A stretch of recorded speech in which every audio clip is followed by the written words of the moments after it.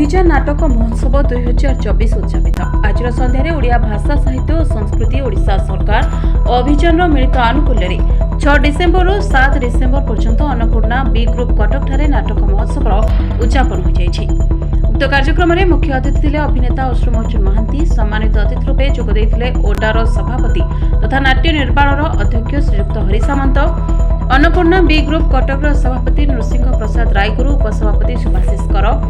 इति अवसर में चौधरी शाश्वत महापात्र द्वारा रचित निर्देशित और आकृति विद्या मंदिर द्वारा अभिनीत नाटक प्राप्ति। एसहित लावण्य थिएटर भुवनेश्वर नाटक अभिनेत्री मंचस्थ हो जाइछि। नाटकटी रचना करथिले लिंगराज नाहक एवं निर्देशना देथिले सत्यजना।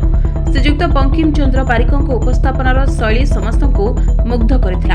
अभियान तरफ सामाजिक समाज हित पई कार्य करथिबा किछि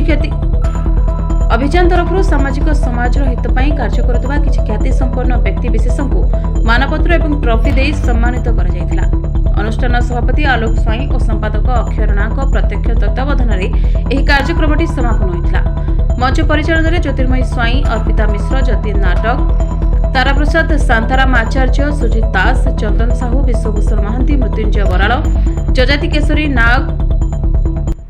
केसरी नाटक, जगन महांती, रश्मिता परिजा, दीपक दास, सोमनाथ राउत और अभियान समस्त सदस्य भाग नहीं।